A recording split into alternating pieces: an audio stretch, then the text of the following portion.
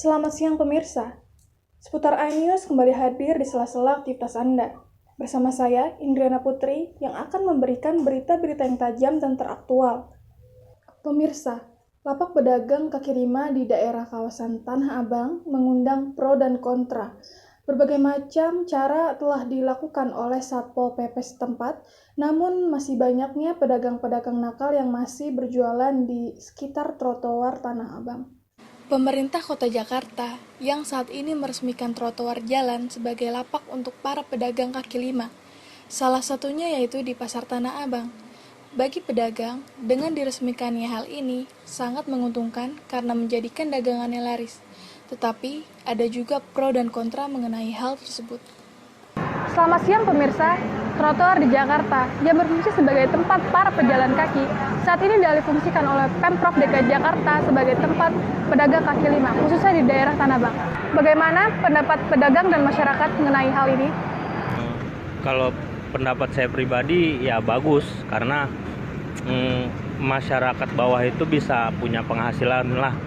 Kan kita tahu di Indonesia ini khususnya Jakarta kan banyak juga orang-orang yang ada di bawah garis kemiskinan gitu. Apa salahnya sih emang kalau dia berusaha buat jualan, salah satunya di kaki lima itu menurut saya sih. Tidak setuju sih, karena mengganggu perjalanan, terus ya bikin macet, ya gitulah.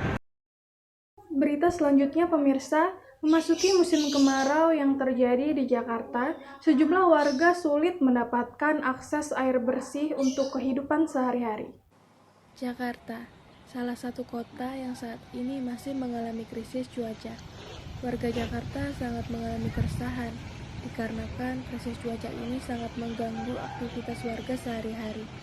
Selamat siang pemirsa, krisis cuaca yang terjadi di Jakarta sangatlah meresahkan masyarakat. Sejumlah aktivitas masyarakat sangat terganggu. Bagaimana pendapat masyarakat mengenai hal tersebut? Ya, terutama susah air, terus terlalu gimana ya, cuacanya juga nggak enak, terlalu panas gitu. Dampaknya kekeringan, udaranya jadi panas gitu. Ya, bikin ke badan juga nggak enak ya, karena hawa panas kayak gini, nggak hujan-hujan. Ya, pengennya ya sekali-sekali sih yang ngerasain hujan aja biar adem. Ya, kalau bisa bikin hujan buatan sih ya nggak apa-apa. Iya, yang penting ada turun air dari atas aja bikin adem. Ini setiap hari ya begini aja ngebuangin air biar adem. Air panas banget hawanya, nggak kuat. Itulah tanggapan masyarakat mengenai hal krisis cuaca. Saya Indriana Putri dan kru yang bertugas melaporkan dari Jakarta. Berita berikutnya pemirsa, akibat wabah virus corona yang masuk ke Indonesia, beberapa harga buah mengalami kenaikan, salah satunya yaitu di Pasar Induk Kramat Jati, Jakarta Timur. Selamat siang pemirsa, saat ini saya sedang berada di Pasar Induk Kramat Jati, Jakarta Timur. Kali ini saya akan menginformasikan perihal harga buah-buahan yang ada di Pasar Induk ini. Buah lokal dan buah impor harga cukup stabil. Namun ada sedikit lonjakan dari harga buah lokal, yaitu jambu biji, yang sebelumnya harga hanya Rp5.000 per kilogram, kali ini melonjak hingga Rp7.000 per kilogram.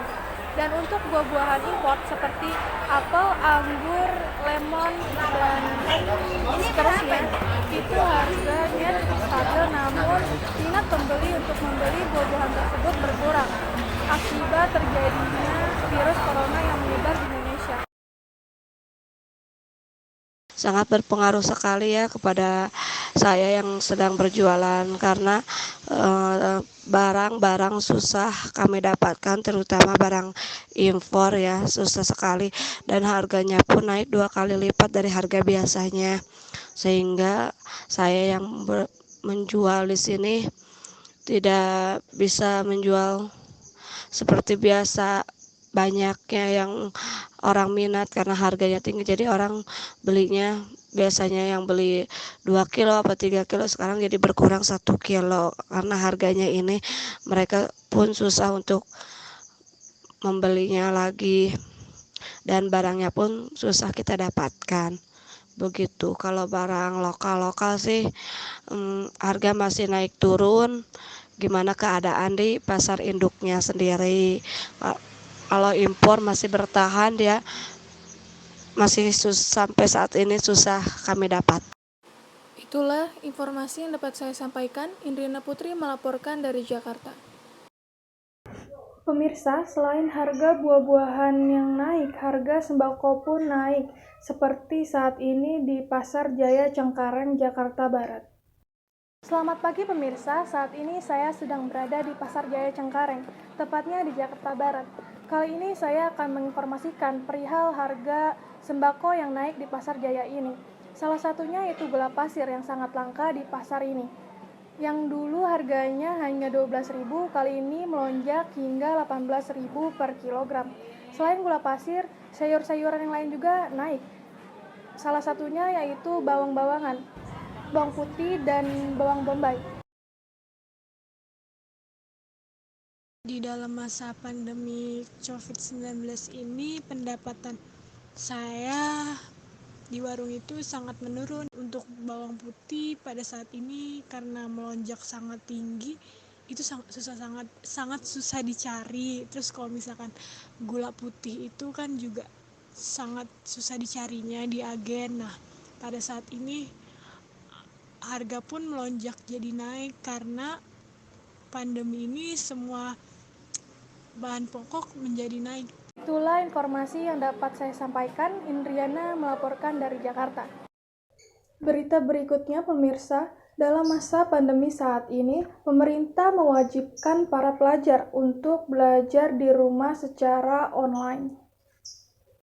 Selamat siang pemirsa, saat ini pemerintah mengadakan sistem kegiatan social distancing yang berguna untuk mencegah terjadinya penularan virus COVID yang terjadi di Indonesia. Beberapa sekolah bahkan universitas yang ada di Indonesia diliburkan dan digantikan dengan metode pembelajaran secara online.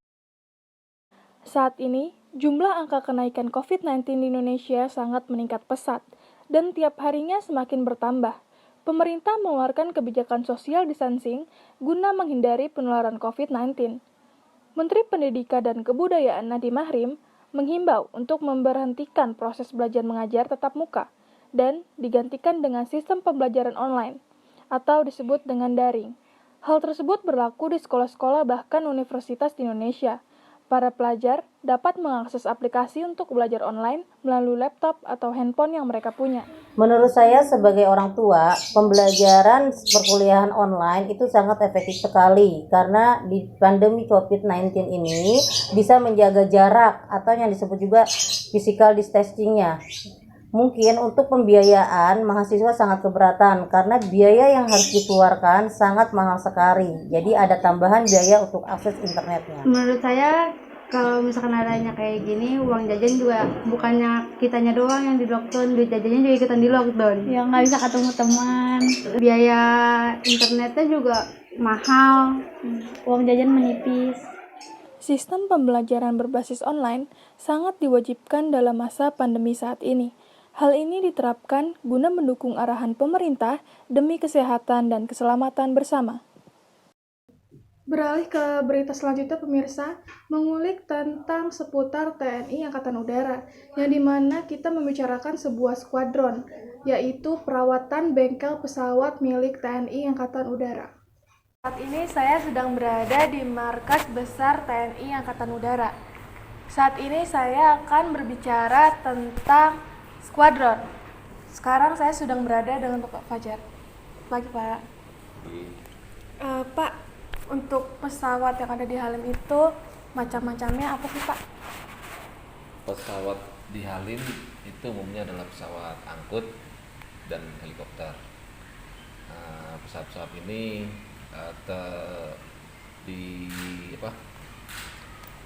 terdapat di satu wing, namanya wing 1, dan di dalamnya ada 5 skadron. 5 skadron udara, yaitu skadron udara 2 itu pesawat angkut ringan jenisnya CN295 dan CN235. Kemudian skadron udara VIP 17 itu pesawatnya Boeing 737 Fokker 28 dan juga pesawatnya Presiden. Kemudian ada Skadron Udara 31, ini pesawat Hercules angkut berat. Dan yang terakhir adalah Skadron Udara 45. Ini VIP juga tapi khusus helikopter. Itulah informasi yang dapat saya sampaikan. Indriana Putri melaporkan dari Jakarta. Baik pemirsa, berita tadi sekaligus menutup perjumpaan kita pada hari ini. Saya Indriana Putri, pamit undur diri dan sampai jumpa.